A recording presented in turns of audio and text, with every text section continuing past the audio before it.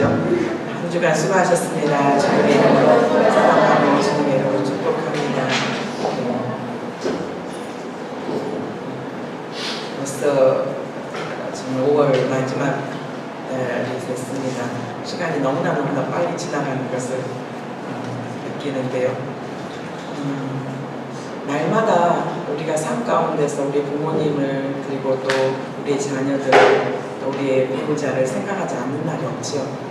많은 부분 안에서 우리의 생각들이 또 그쪽에 쏠려 있는 것이 사실인데 왜 특별히 이렇게 또 가정의 달을 허락하셔서 우리에게 더 가족에 대한 의미를 더 생각하게 하는지 좀 우리에게 이 올 한 달 동안 부모님께 대해서 그리고 또 우리 자녀들에 대해서 우리 배우자들에 대해서 좀 부족한 부분이 있다면 좀 더 결단하고 또 다시 새롭게 되는 그런 의미에서 우리에게 이 달을 허락하지 않아주신다 생각이 됩니다.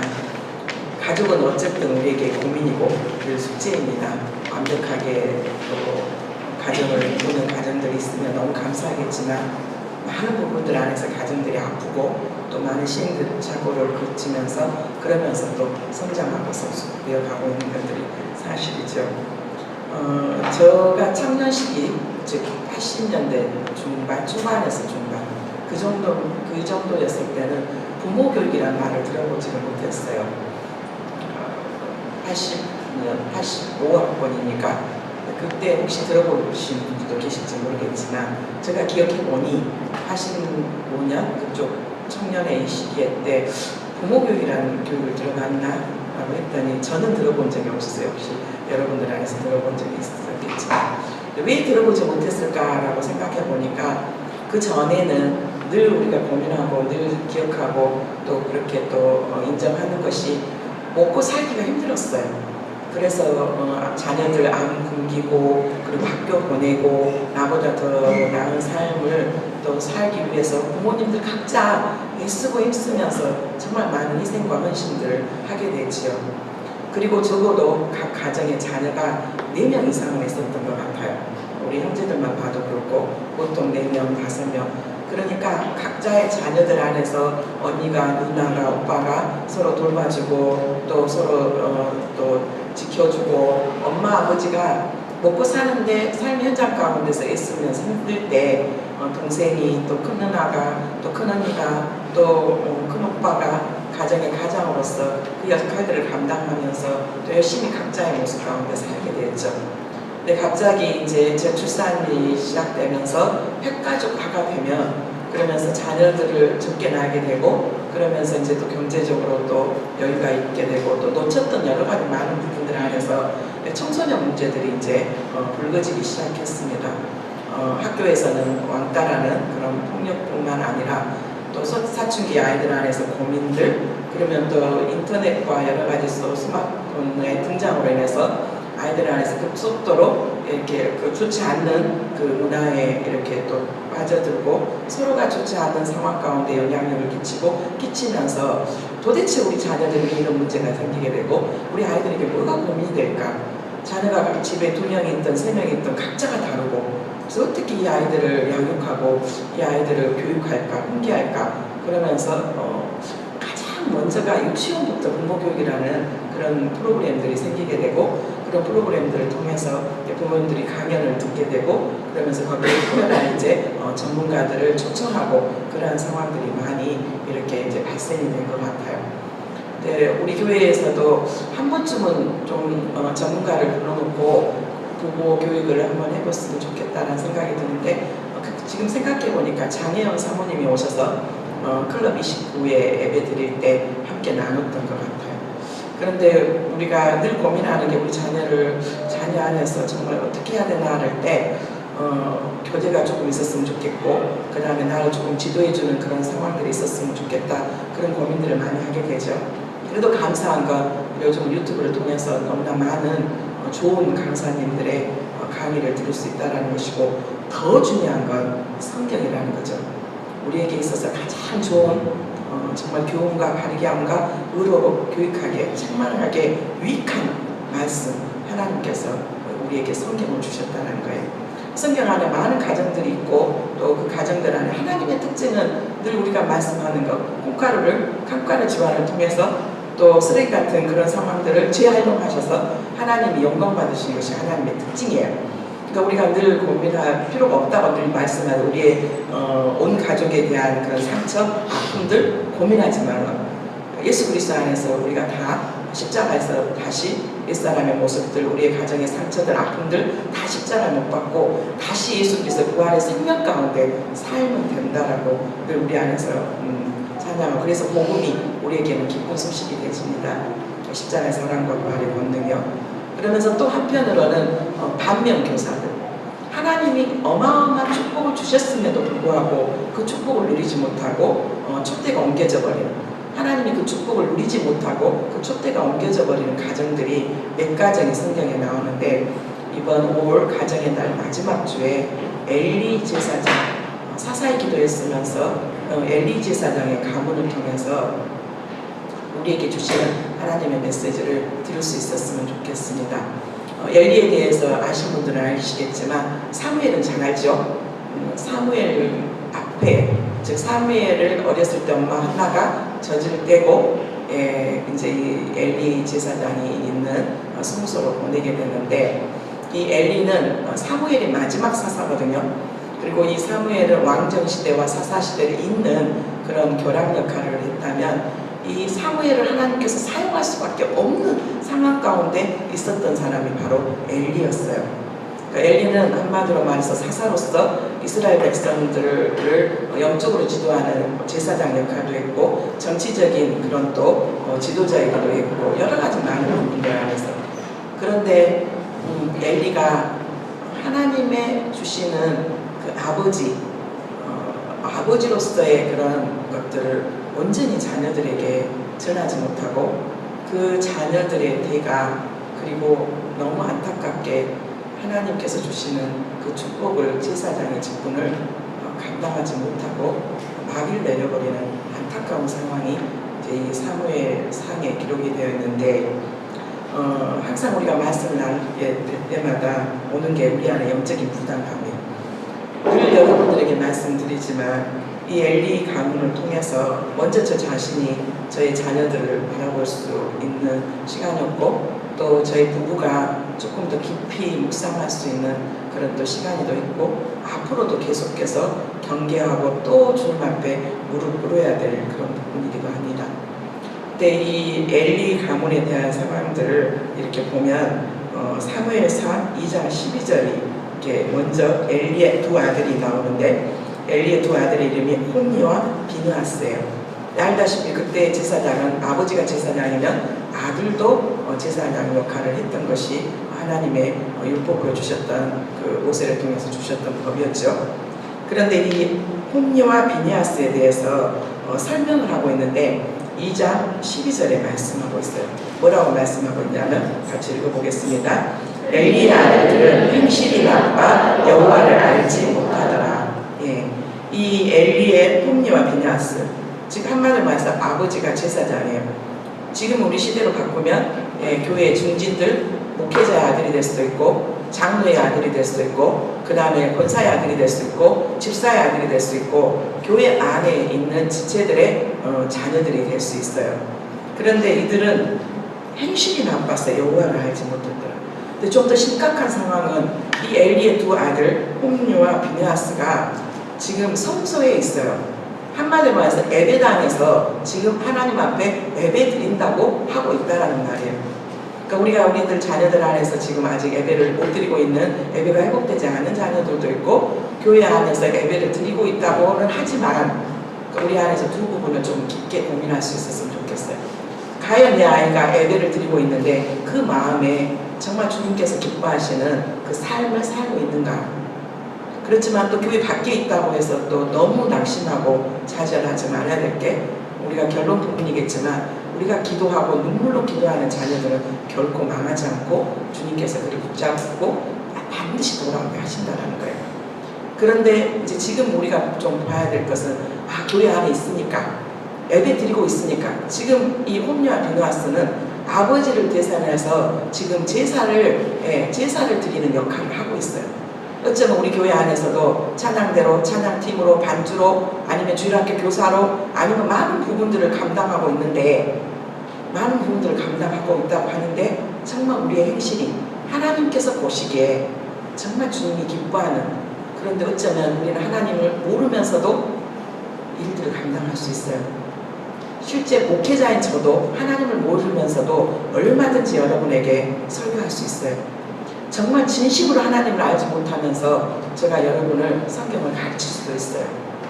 우리 안에 깊게 고민해야 될 부분이에요. 지금 홈리와 비나스가 세상 밖에 있는 게 아니에요. 하나님께서 성막 있고 정말 하나님의 언약궤가 있는 그 실로 성소에서 있었던 자녀들이에요. 성소 안에 실로 언약궤가 있었던 그곳에. 그런데 그들은 하나님 앞에 제사를 준비했었고 그들은 영적인 지도자라고 사람들한테 인정을 받았는데 하나님은 성령 가운데 이 홈리와 비니아스를 뭐라고 말하냐면 행실이 나빠서 여호와를 알지 못하더라고 말씀하고 있어요. 우리는 사람을 속일 수 있어요. 일주일 동안 밖에서 내가 어떤 모습으로 어떻게 살았는지 사람은 속일 수 있지만 부모님은 속일 수 있고 목회자는 속일 수 있지만 살아계신 하나님은 아세요. 살아계신 하나님은 우리를 아세요. 그래서 그 누구보다도 사람의 평판보다 더 중요한 건 사람의 평판도 중요하고 하나님의 평판도 중요해요. 특히 목회자가 돼야 될 사람, 교회 중진으로 세워져야 될 사람은 외부인들에게도 좋은 평판을 받는 자라야 한다고 디모데전서에 말씀해주고 있어요. 정말 우리는 하나님께서 우리의 자녀와 우리 자신을 어떻게 바라보고 계시는지, 그들은 행실이 나빠 여호와를 알지 못했다. 다른 말로 하면 여호와를 아는 자들은 반드시 그 삶이 거룩함으로 구별되게 세상 사람들과 다른 생각과 다른 삶을 산다는 말이에요. 이게 바로 이 홈리와 비나스에 대한 첫 번째 말씀이에요. 정말 이 소년들 안에서 이 죄가 여호와 앞에 심히 크다라고 성경은 말씀하고 있어요. 그들이 여호와께 드리는 제사를 멸시했다라고 말했는데 어떤 상황으로 보내졌냐면 구약시대 때는 하나님 앞에 제사를 드릴 때 재물을 가지고 왔어요. 직분에 따라서 경제적인 형편에 따라서 더 중요한 건 경제적인 것보다 직분에 따라서 소를 드리기도 하고 염소를 드리기도 하고 양을 드리기도 하고 비둘기를 드리기도 하고 때로는 소재, 채소로 하나님 앞에 드렸는데 그 제사를 드릴 때 모든 것을 각을 뜨고 껍질을 벗기고 피를 뿌리고 그 다음에 삶고 그러면서 가장 좋은 것들을 하나님 앞에 먼저 드리고 또 제사 드리고 난 다음에 가장 좋은 부분을 누구에게 먼저 드렸냐면 제사장에게 드렸어요. 그만큼 이 제사장에게 드렸단 말은 이스라엘 백성들 안에서 하나님의 기업을 땅을 하나님께서 주지도 않고 하나님이 기업이 되면서 또 이스라엘 백성들의 영적인 지도자로서 하나님께서 그 권위를 인정하시고 그것들 안에서 귀한 것들로 돌리게 하셨죠. 그런데 이 홈리와 비나스는 어떻게 했냐면 하나님 앞에 드리기도 전에 자기들이 칼거리로 이렇게 하면서 그리고 그 재물을 갖다가 자기들이 먼저 먹고 그리고 심지어는 하나님께서 피의 제사를 드리잖아요. 피는 반드시 하나님 생명이 있기 때문에 피치 먹지 말라고.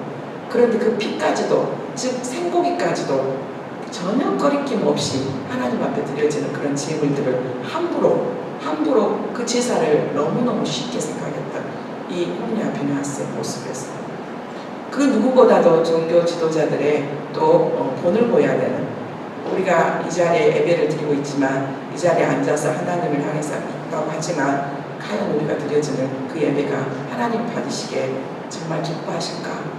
만월이 여김을 받는 그런 예배는 아닐까? 밖에 있는 것보다 이곳에 있는 것이 천번만번 중요하지만 주님께서는 원하는 건 정말 우리 안에서 드려지는 그 마음과 뜻과 정성을 다해주는 그 예배, 온 마음이 주님을 향해서 있는 그 예배. 그런데 이 홈리와 비나스가 하나님 앞에 드리는 제사를 너무 쉽게 생각했다라고 말씀하고 있어요. 그런데 이렇게 하나님을 그 행실과 하나님을 모르고 그 다음에 그 제사를 즉 예배를 소중하게 생각하지 않을 때 외적으로 나타난 첫 번째 증상이 뭐냐면 성적인 타락과 그리고 부모님의 권위를 인정하지 않는다는 거예요. 하나님 앞에 드리는 제물만 그들이 만원이 함부로 자기들이 하나님의 법도 다 잊어버리고, 그게 아니라 그것보다 더 심각한 상황들이 벌어지겠는데, 그 심각한 첫 번째 상황이 뭐냐면 성적인 타락이에요. 그리고 부모의 권위를 인정하지 않아요. 이 홈리와 비느하스의 첫 번째 문제, 이 홈리와 비느하스에 대한 말씀을 했어요. 행실이 나빠 여호와를 알지 못했고, 그 행실이 나빠 여호와를 알지 못함으로 해서 그들 안에서 외적으로 나타나는 그 모습 안에서 하나님 앞에 드리는 제사, 즉 예배를 쉽게 생각했어요.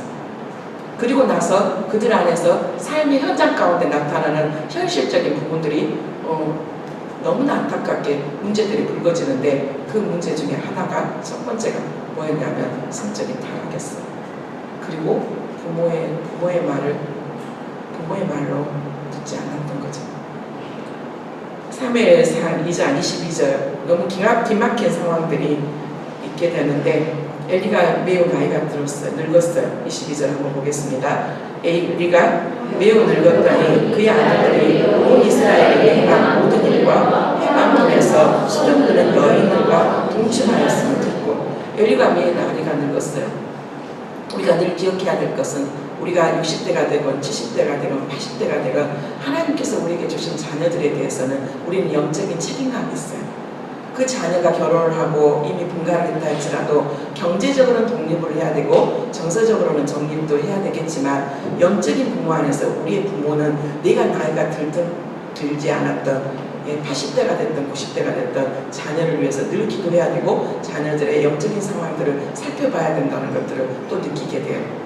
이 엘리가 나이가 많이 들었어요.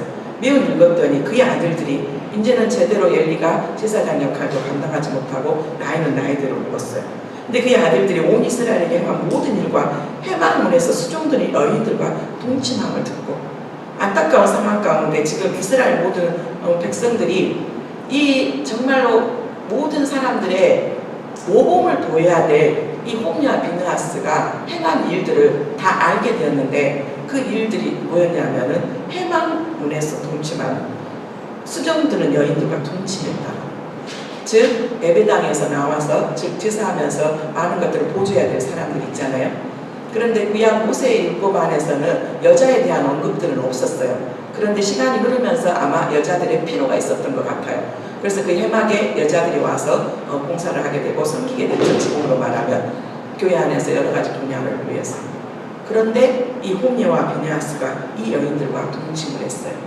근데 홈리와 비느하스는 이미 결혼을 했을 가능성이 많아요. 왜냐하면 제사장의 역할을 감당하는 데 있어서 결혼을 하는 것이 좀 더 일찍 하는 것이 또 그때 그 당시의 상황이었거든요. 그런데 여인들과 동침을 했어요. 가장 거룩해야 되고 가장 하나님 앞에 예배드려야 될 구별된 그 자리에서 이 여인들과 동침을 한 거예요. 성적인 관계를 가졌다는 거죠. 성적인 타락들. 교회 안에가 온전히 거룩함만 있는 것이 아니라는 걸 우리가 알아요. 교회 안에도 심지어 그러지 않은데 교회 밖에서는 우리가 어떤 모습으로 여인들과 동침을 했어요. 하나님께서 기뻐하지 않는 성이라는 것들 안에서 가정이라는 한 남자와 한 여자 안에 가정, 즉 결혼식이라는 것을 조건으로 해서 하나님께 주시는 그 아름다운 성은 마음껏 즐기고 마음껏 그 안에서 행복할 수 있어야 돼요. 그런데 하나님께서 원치 않는 다른 상황 가운데 또 목적을 잊어버리고 그 여인들과 동침함을 듣고 23절 그들에게 이르되 너희가 어찌하여 이런 일을 하느냐 네가 너의 악행을 이 모든 백성에게서 듣노라. 이 홈리와 비느하스가 하는 행동들이 주변에 있는 사람들이, 주변에 있는 백성들이 또 성소에 와서 또 제사를 드리는 사람들이 다 알게 됐어요. 그래서 얼마나 많은 비난들이 있었겠어요. 어찌 그렇게 엘리의 제사장 아들들은 어떻게 자기 아버지가 목사하고 자기 엄마가 목사하고 자기 아버지가 장로고 자기 엄마가 권사하고 집사인데 저렇게 저 자녀들이 저런 모습으로, 그리고 당신은 도대체 얼마나 많은 비난과 많은 조소들이 있었겠어요. 어떻게 당신의 자녀들은 이런 일을 행할 수가 있냐고. 그것도 가장 하나님 앞에 제사드려야 될 가장 그곳에서 어떻게 회막에서 수종드는 여인들과 동침을 할 수 있냐고. 사람들 안에서 불만과 불평들이 쏟아지기 시작했어요. 그리고 엘리가 그것을 듣게 되었죠. 그러면서 24절에 뭐라고 말하냐면 내 아들들아 같이 읽어볼까요? 그리하지 말라. 내가 들리는 소문이 좋지 아니하리라. 너희가 여호와의 백성으로 범죄하게 하는도다. 내 아들들아 그리하지 말라. 이 엘리가 듣게 되었어요. 내게 들리는 소문이 좋지 않다.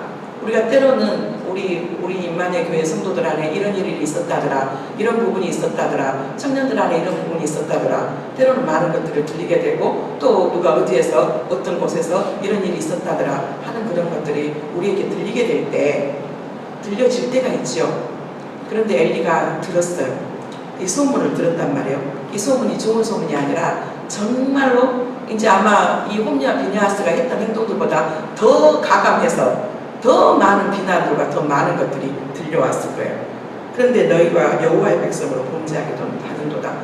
이 영적인 지도자가 바로 서 있지 못하니까 백성들도 당연히 그걸 보고 비판하게 되고 정죄하게 되고 판단하게 되고 그들 안에서 얼마만큼 분노와 이 홈리와 비니하스가 제대로 서 있지 못하니까 백성들도 함께 영적으로 타락한 것뿐만 아니라 그들 안에서 비난과 비판과 분노와 그러면서 뒤에서 수근수근거리고 담짓고 얼마나 많은 비난들을 했겠어요. 이 홈리와 비니하스의 행동을 보고 그들 보고 왔던 사람들 안에서 또 소문을 났고 소문이 나면서 또 그러면서 온 공동체가 같이 범죄함으로 나아가게 된 거예요. 25절 사람이 사람에게 범죄하면 하나님이 심판하시니와 우리가 관계 안에서도 때로는 많은 여러 가지 연약한 그런 죄들이 있게 되죠. 그런데 만일 사람이 여호와께 범죄하면 누가 그를 위하여 간구하겠느냐. 이 홈리와 비니하스의 그 심각한 죄의 모습이 하나님 앞에 드리는 제사 안에서도 너무너무 그 제사를 쉽게 생각한 거예요. 경건의 모양도 없고 경건의 능력도 없어요. 그러면서 하나님께서 기뻐하지 않는, 그리고 성적인 타락은 특히 모든 범죄가 다른 곳에 있지만 창기와 합판자는 성적인 타락은 우리의 몸에 그 죄를 짊어지고 있어요. 그래서 하나님께서 성령을 모시는 성전으로서 우리의 성적인 타락은 더 많은 심판을 받게 돼요. 그런데 그러면서 그걸로 인해서 온 백성들이 함께 범죄하게 되고, 그런데 그것이 하나님 앞에 그들이 자기 아버지의 말을 뭐 했다고요? 듣지 않아했다. 아버지가 너무 안타까워서 이 홈리와 비니하스를 불러다 놓고 이야기를 했어요. 너희들 도대체 어떻게 된 것이냐? 왜 이렇게 사람들이 이런 말 저런 말 다 듣게 되면서 이런 상황들로 되냐? 이런 소문을 들었을 때 가만히 있을 부모는 없지요. 자녀들을 불러다가 이야기를 하는데 안타까운 건 이 아들들이 그들이 자기 아버지의 말을 듣지 아니하였습니다. 우리가 권위라는 것을 가끔 이야기를 하죠. 권위는 네가 부모니까 나 부모야, 너 아들 딸, 너 나에 대해서 권위를 인정해줘. 네가 엄마야, 네가 아빠야. 그런데 네가 감히 엄마의 권위를 인정하지 않는다고? 권위는 누가 인정하나요? 자녀가 인정해요. 근데 그 권위가 어떤 상황으로 네가 정말 진짜 내 자녀들의 부모로서 권위를 다하고 있는가? 그건 내 자녀들을 향해서 훈계하고 주의 교양과 또 여러 가지 행할 것을 마땅히 행할 것을 가르쳤을 때 그 아이가 그 말을 듣고 돌이키고 그렇게 살아낼 때 내 자녀가 부모의 말을, 부모의 그 자리를, 그 권위를 인정한다라고 말을 해요. 그러니까 내가 백날 이야기를 해도 내 아이가 듣지 않는다면 그거는 어쩌면 우리는 부모로서 권위가 없는 거예요. 그런데 도대체 이 엘리가 자녀들에게 그렇게 말을 했는데도 왜 이 홈리와 비니하스는 그 아버지의 말을 듣지 않았을까? 성경은 나와 있지는 않지만 많은 것들을 추측할 수가 있어요. 비록 아버지는 잘 살아도 자녀들이 못 사는 경우가 사무엘의 집이라고 우리가 첫째 주에 만지켜 나눴어요. 너무 바빴고 사무엘 안에서 또 롤모델이 없었기 때문에 자녀를 어떻게 양육할지를 몰랐던 방법이었어요.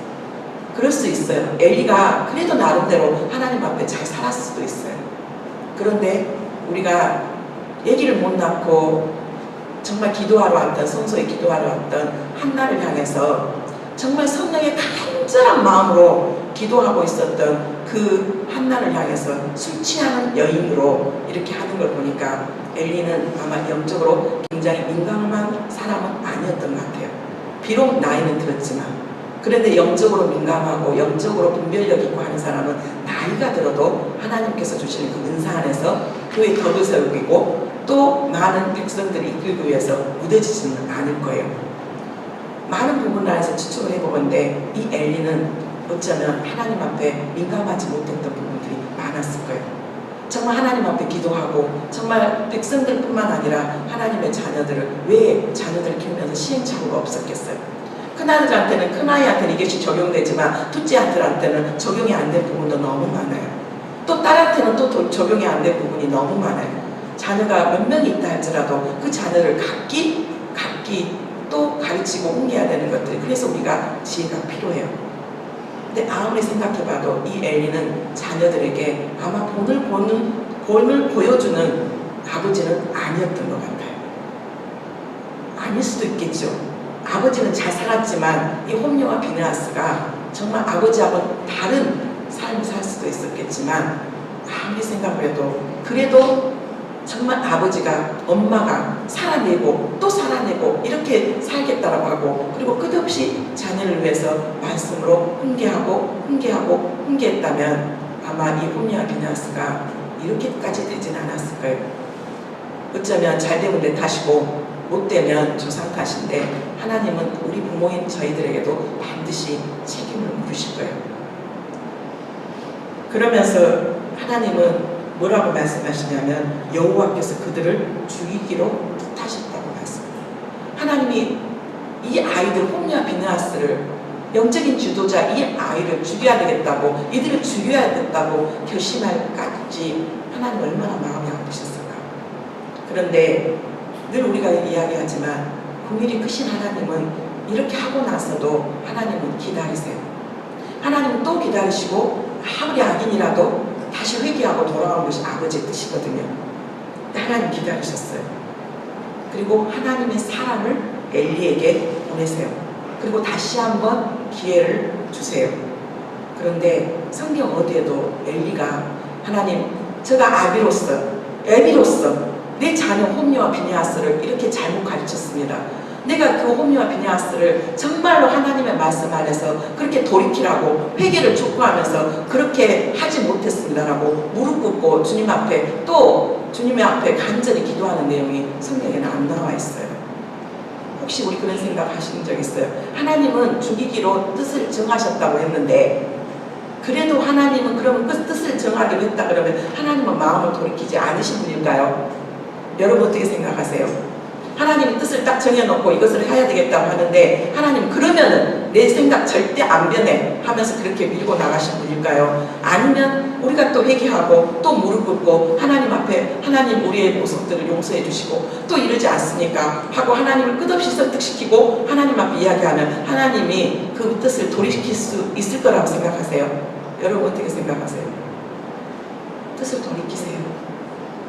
그 하나님한테 가장 간절히 중보자의 모습 안에서 하나님을 설득시키고 또 설득시켰던 사람이 있는데 그 사람이 누구였냐면 모세였어요.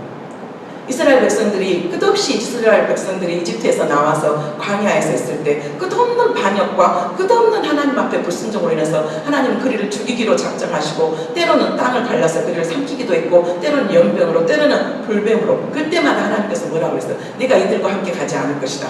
내가 이들을 절대로 이제는 가지 않을 것이다 했을 때 모세는 아버지 하나님 그러시면 안 됩니다. 하나님이 여기까지 하나님의 백성들을 인도해 내셨는데 만약 여기를 우리에게 버려두고 가나안 땅까지 같이 안 가신다면 여기서 만약에 유기해버리고 포기해버리신다 그러면 하나님 그러면 주변에 있는 모든 사람들이 하나님이 능력 없다고 하나님은 그러지 않겠습니까 하면서 끝없이 모세는 하나님을 설득시켰어요. 그래서 하나님은 이 모세를 향해서 뭐라고 그랬냐면 지면에서 가장 온유한 자라고 말했어요. 엘리는 우리의 모습이기도 해요. 만약에 하나님이 지금 이 홈리와 비느하스가 하나님께서 또 기다리시고 참고 또 참고 이들을 죽이겠다고 결심을 했지만 이 엘리가 해야 될 건 뭐였냐면 무릎을 꿇어야 했어요. 하나님 용서해 주십시오. 하나님 용서해 주십시오. 제가 내 자녀들을 가르치지 못했습니다. 제가 본을 보이지 못했습니다. 그래도 긍휼이 크신 하나님 우리를 용서해 주시고 우리를 다시 한번 기회를 주시고 이 홈리와 비느하스에게 하나님 다시 한번 기회를 허락해 주시면 안 되겠습니까? 모세가 하나님 앞에 그렇게 간절히 기도했을 때 하나님은 그들에게 내릴 심판들을 많은 부분들을 약하게 뜻을 돌이키고 그래도 끝까지 그들과 함께 가나안 땅을 그들에게 허락하신 것들을 보게 돼요. 그런데 홈리와 비누아스의 그런 연약한 부분 안에 이 엘리가 하나님 앞에 기도했다는 부분이 없어요. 그런데 하나님은 죽이기로 작정을 했는데 늘 바로 죽이는 게 아니에요. 기다리셨어요. 그리고 심지어는 이제는 엘리가 그 상황을 그 말을 듣지 않으니까 누구에게? 아기 사무엘에게 나타났어요. 사무엘아, 사무엘. 저는 이 사무엘 상을 보면서 특히 2장, 3장, 4장을 보면서 하나님 얼마나 답답하셨으면 그 어린아이 이 사무엘을 쓰셨을까?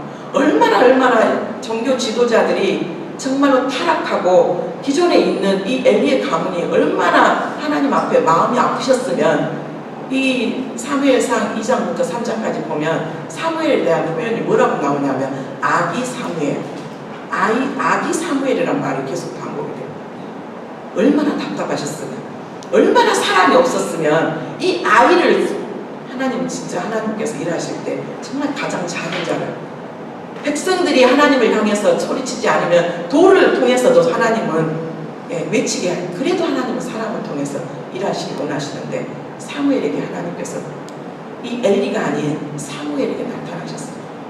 그러면서 말씀을 하세요. 사무엘상 2장 29절부터 30절 이거는 하나님께서 사무엘에게 말씀하셨어요. 그 전에 하나님의 사람을 엘리에게 보내줬는데 엘리가 그냥 자녀들 한번 불러다가 너희들 왜 그러니? 이 소문 들으니까 너무 답답하고 속상하다. 너희들 도대체 왜 그래?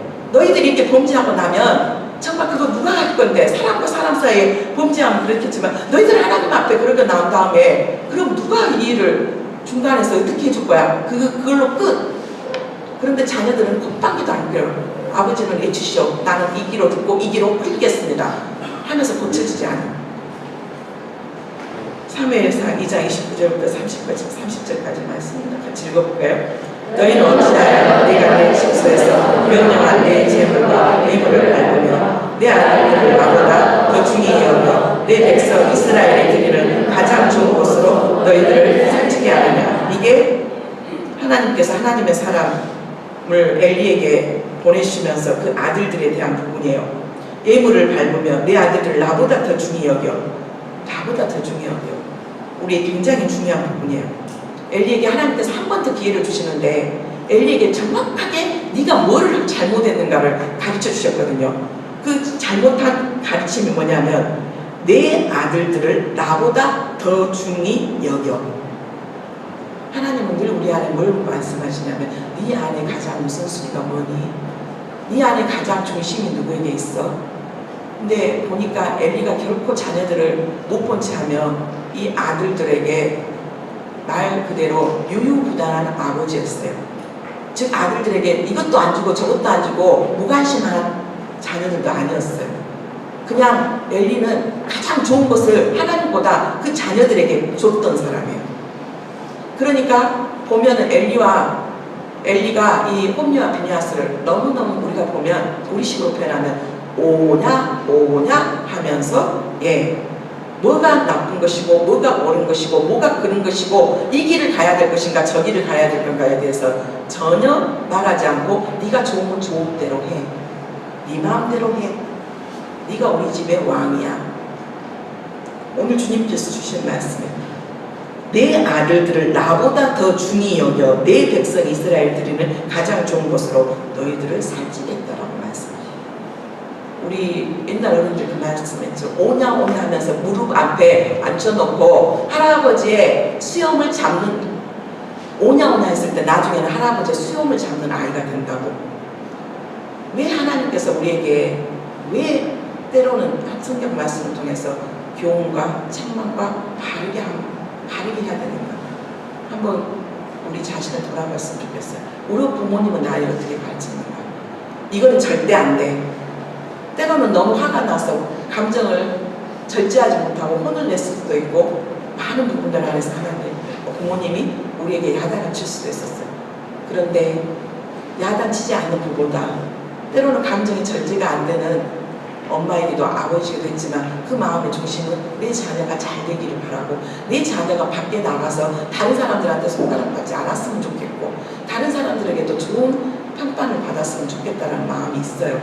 그래서 근데 그게 익숙하지가 못하고 세련되지 못해서 자녀를 훈계하는데 방법을 몰라서 혼을 때로는 너무 강하게 내고 감정이 절제가 안 되게 많은 부분들 안에서 지혜롭지 못하게 하는 방법이 많죠.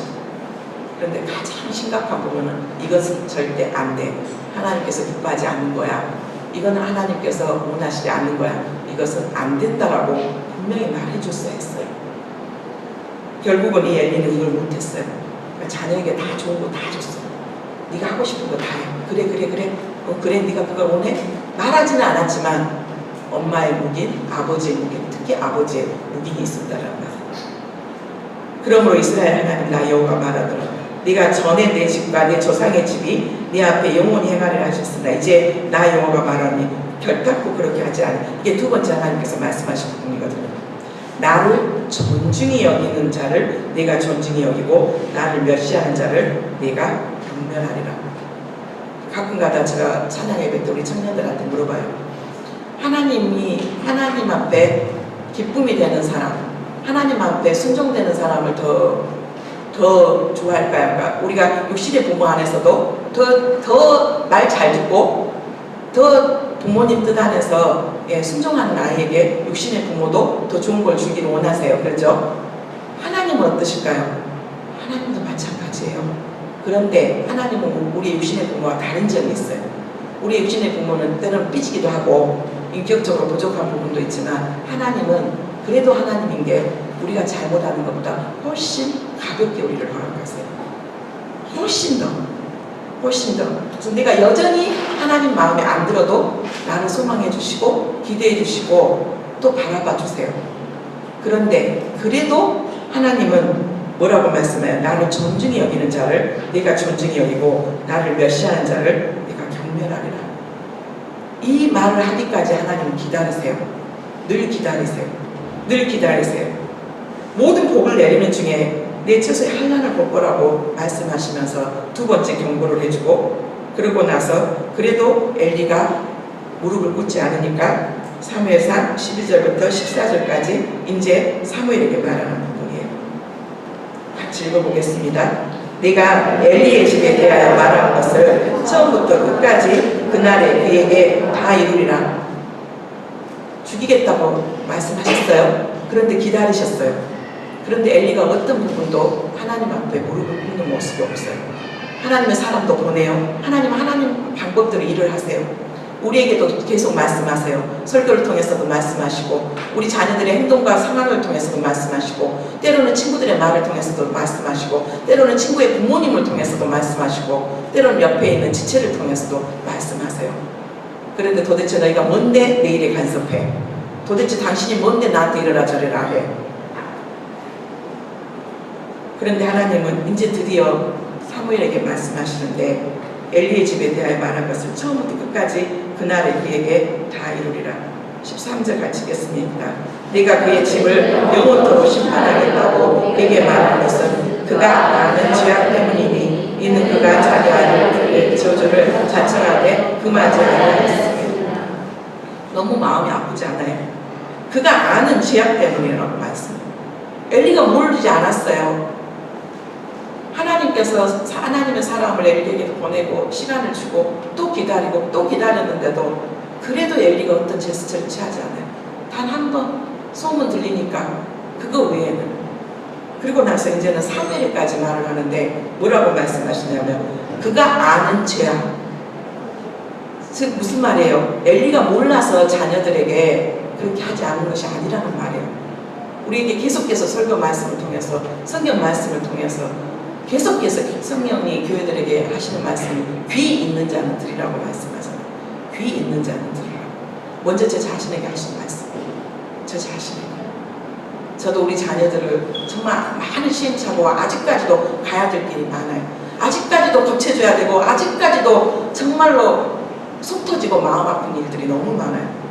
그럼에도 불구하고 하나님께서 이 엘리 가문에 행하셨던 그 일들이 반복되지 않고 이것이 우리에게 교훈이 되어서 이러한 상황들이 되지 않기 위해서 그가 아는 죄악으로 말미암아 엘리가 모르지 않았다니까요. 여러분의 자녀, 저도 마찬가지고 여러분의 자녀의 바깥 행동과 삶을 아십니까?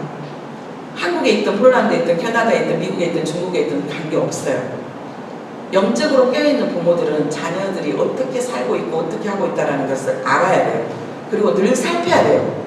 우리 아이가 지금 뭘 고민하고 있고 누구하고 놀고 있고 그렇다고 해서 나무 막 해킹해가지고 보란 말이 아니라 늘 관심을 가지고 늘 기도하고 늘 살펴봐야 돼요. 늘 살펴봐야 돼요. 유학가 있으니까 잘하고 있겠지가 아니라 요즘은 얼마든지 볼 수 있고 얼마든지 인스타그램 들어가 보세요.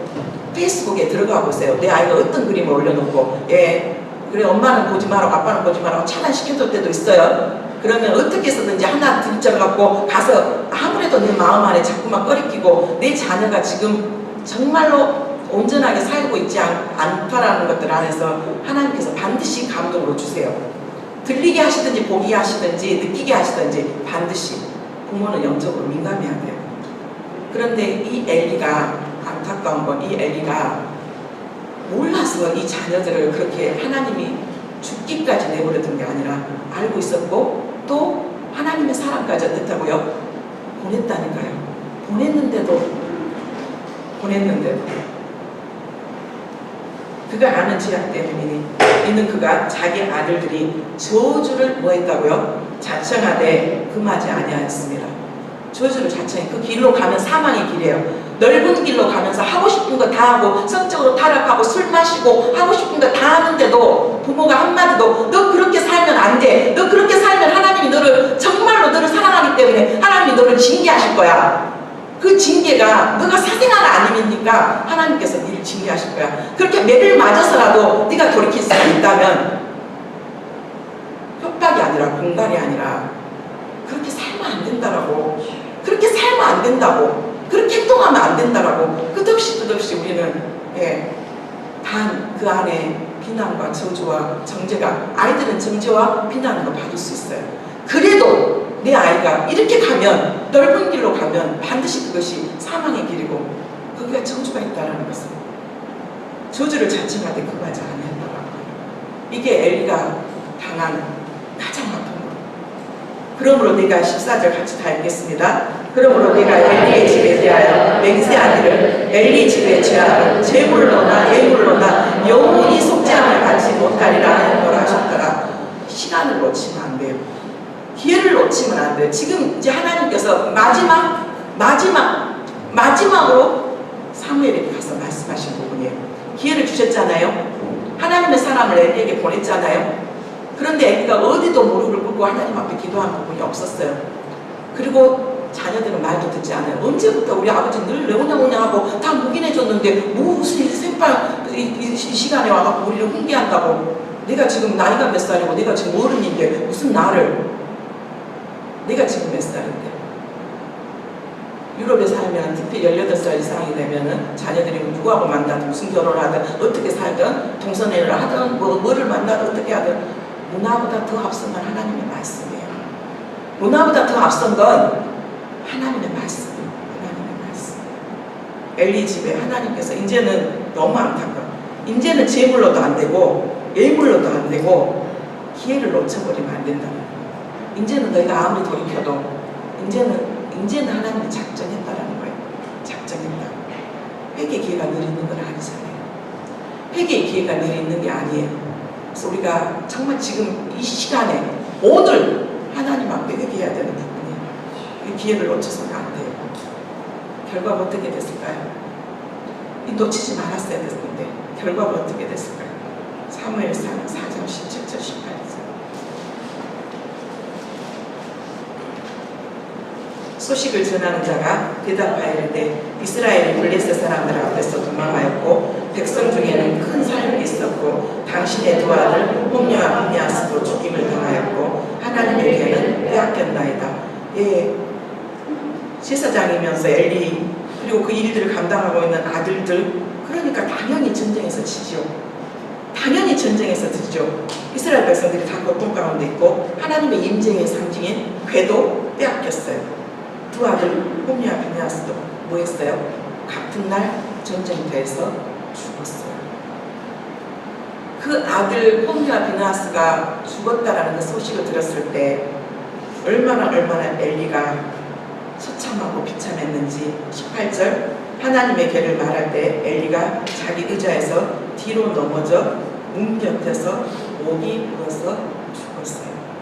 너무나 충격적이고 두렵고 떨렸어요. 정말 하나님의 말씀이 나에게도 말했지만 내가 듣지 않고, 하나님의 사람을 보내서도 하나님의 사람을 보냈는데도 내가 듣지 않고, 사무엘에게까지도 말했는데 언제 이루어질까 하고 있었는데 드디어 하나님의 언약궤도 빼앗고, 그러면서 그 전쟁터에서 홈리와 비나하스가 죽었다는 소식을 들으면서 이 엘리가 나이가 많아서 비린했다가 그러면서 그 앉아있는 자리에서 목이 부러져서 죽었어요.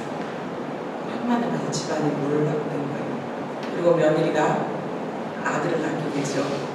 그 아들이 하나님의 영광이 떠났다고 해서 이가봇이라는 이름을 짓게 되고, 나중에 참 하나님께서 예언했던 대로 너희 집에 노인이 없을 거라고 했던 말이 반드시 이루어질 뻔했어요.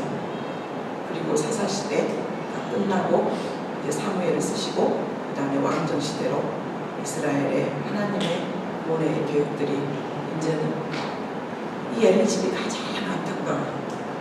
사무엘상의 2장에 보면 하나님이 하나님의 사람을 보내면서 네가 너희를 어떻게 축복했고 너희를 어떻게 인도했고 네가 너에게 어떻게 그 제사장의 직분이 얼마나 귀하고 그 영적인 축복들을 다 줬는데도 불구하고 너희들은 그것을 계속해서 이루지 못하는 거예요. 하나님은 저와 우리 모두가 하나님의 그 영적인 축복을 마음껏 누리면서 우리를 통해서, 우리의 가정을 통해서 하나님 나라가 계속 이루어지기를 원하고 우리의 자녀들을 사용하기를 원하세요. 그런데 부모인 저희가 그 역할을 감당하지 못하면서 결국은 뭐예요? 촛대가 옮겨져 버리잖아요. 촛대가 옮겨져 버리고 그 집안은 완전히 몰락하고 말았어요. 줘도 먹지 못해요. 줘도 그 복을 유지하지 못해요. 줘도, 하나님이 줘도. 그것이 우리 안에서 부모 역할이 얼마나 크다라는 걸 다시 명심하고 우리 자녀에게 가장 귀한 걸 뭘 가르쳐야 될까? 정말 내가 먼저, 그래서 우리는 이 부모 교육, 그럼 어떻게 해야 돼요? 어떻게 할까요? 먼저 우리가 살아내야 되는 거예요. 먼저 우리가 살아내야 되는 거예요. 온 마음으로 하나님을 살아가고, 그리고 자녀들에게 반드시 끼어있어서 가야 될 곳과 가지 말아야 될 곳. 넓은 길과 좁은 길이 있는데 그 넓은 길은 많은 사람들이 다 가. 그런데 그 길 뒤에는 멸망이 있어, 사망이 있어. 좁은 길, 지금 당장에는 너 육신의 자신을 쳐서 복종시키고 하나님 앞에 예배드리고 거룩한 삶을 사는 것이 정말 고통스럽지만 그것 뒤에 영원한 영광이 있고 하나님께서 이 땅 가운데서도 너를 쓰시길 원하셔. 너를 쓰시길 원하셔. 하나님 너를 통해 하나님이 모든 열방의 주께를 돌아오기를 찬양만 한 게 아니라 하나님 우리의 임마누엘 교회 성도들의 가정이 그런 가정이 되기를 원해요. 그리고 끝까지 포기하지 않고 기도할 밖에 없어요. 내가 우리 자녀들을 어디로 따라가겠어요? 미국으로 따라가겠어요? 캐나다로 따라가겠어요? 뭐 한국으로 따라가겠어요? 군대를 따라가겠어요? 끝없이 하나님 앞에 기도하고 성령 하나님께서 우리 자녀들이 혹 그랬던 길로 간다면 어떤 고난을 통해서라도 그런 각오까지 있어야 돼요.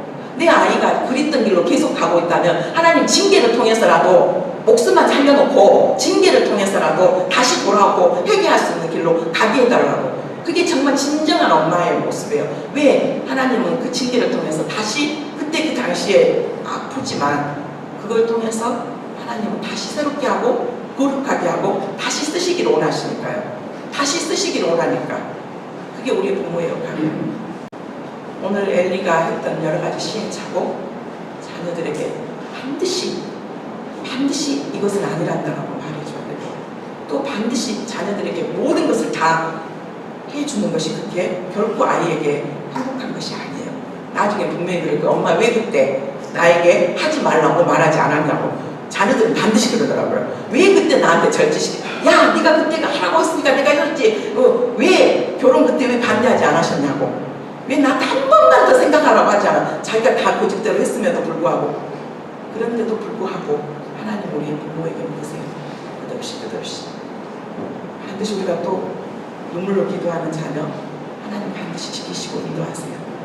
그리고 포기하지 않았으면 좋겠어요. 그래 네가 도저히 너 이제 못 감당하겠다. 네 알아서 해라. 아이들이 가장 듣기 싫은 말. 엄마가 나한테 뭐 말해줬어. 이게 부모가 가장 들었을 때 힘든 말이래요. 아빠가 나한테 뭐 해줬어. 엄마가 나한테 뭐 해줬어 할 때가 예, 이게 부모가 자녀한테 들은 가장 아픈 말이래요. 그리고 자녀가 엄마가 나한테 뭐 해줬어 하고 또 부모는 뭐라 그래요? 내가 네한테 못 해준 게 뭐가 있는데 내가 네한테 못 해준 게 뭐가 있는데 그리고 서로 이렇게 가지. 하나님 우리에게 주셔서 가정을 주셨습니다. 그렇지만 우리 어쩔 수 없이 우리 안에 가장 많은 부분이 자녀에 대한 부분이에요. 그죠?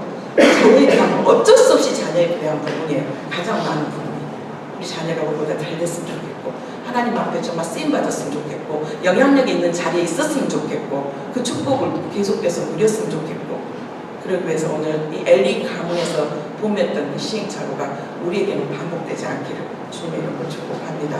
이 시간 기도하죠.